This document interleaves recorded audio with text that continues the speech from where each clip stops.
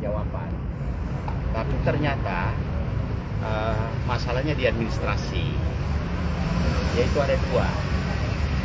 Pertama, gugatan yang didaftarkan melalui e-court oleh pengacara namanya Ibu Damayanti ini, ya, Ibu Damayanti ini, dan yang diserahkan ke majelis tadi itu berbeda, sehingga hakim menyatakan bahwa menurut peraturan Mahkamah Agung, semua berkas perkara yang didaftarkan melalui e-court dan pada saat diserahkan harus sama persis. Masalahnya antara yang didaftarkan di e-court dengan yang diserahkan tadi itu berbeda. Mengapa berbeda? Hakim bertanya.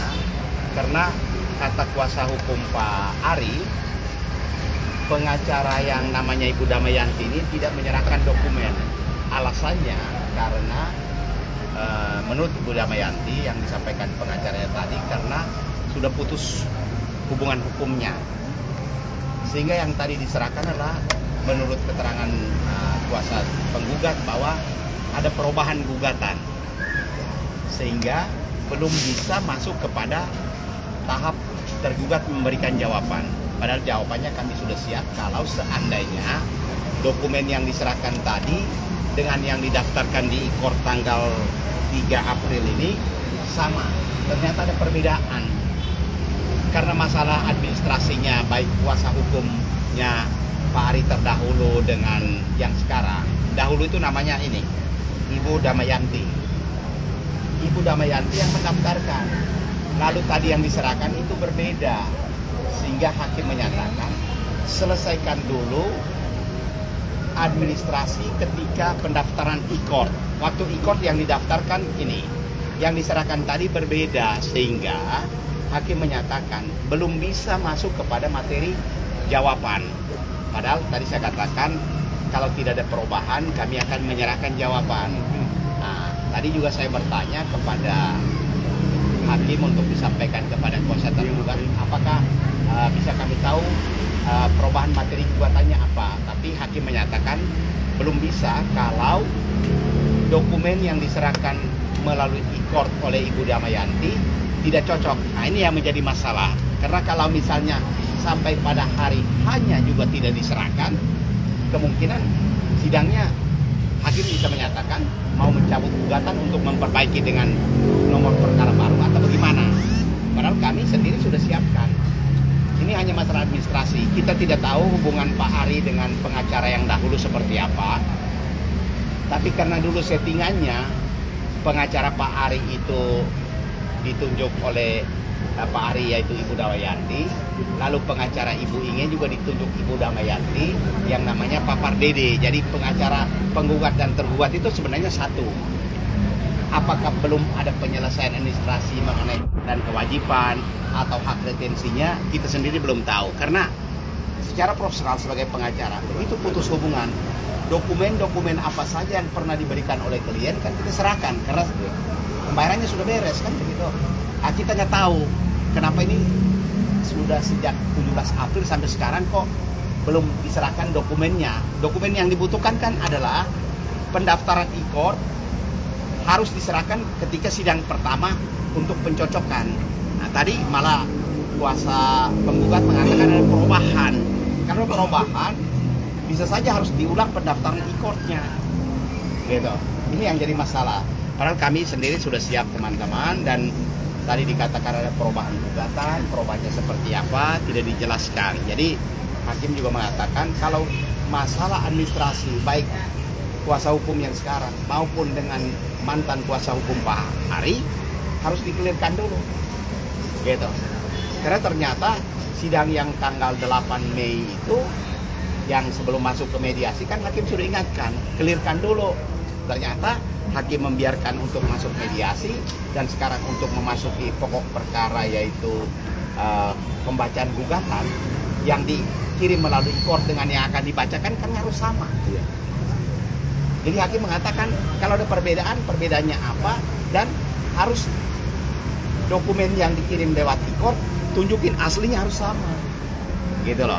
Nah, itu masalahnya. Jadi yang terhambatnya persidangan ini bukan dari kuasa hukum Bu Inge atau Bu Inge-nya, tapi dari pihak kuasa hukumnya Pak Ari yang belum menyelesaikan administrasi. Karena memang awalnya Pak Ari settingannya menunjuk pengacara, penggugat dan tergugat sama, tapi di tengah jalan sehari sebelum sidang detik terakhir semua diputuskan, dan bisa saja segala penyelesaian dengan pengacara terdahulu belum clear kali, gitu ya. Itu aja intinya. Jadi sidang akhirnya ditunda minggu depan untuk clearkan status pengacaranya dulu dan dokumen yang akan dibawa. Ya begitu. Dokumen yang awal sama yang tidak cocok ini isinya dalilnya apa sih Bang? Tadi kami tanyakan tapi belum bisa dijelaskan bahwa ada perubahan dalil, tidak bisa dijelaskan karena kata hakim ada atau tidaknya perubahan, tapi dokumen fisiknya harus sama dulu baru kita lihat perubahannya. Jadi yang didaftarkan kan ini, ketika diperlihatkan harus seperti ini sehingga bisa ketahuan perubahan yang dahulu dengan yang dahulu didalilkan apa, perubahannya apa, baru bisa. Jadi belum bisa kalau dia belum menunjukkan dokumen yang didaftarkan.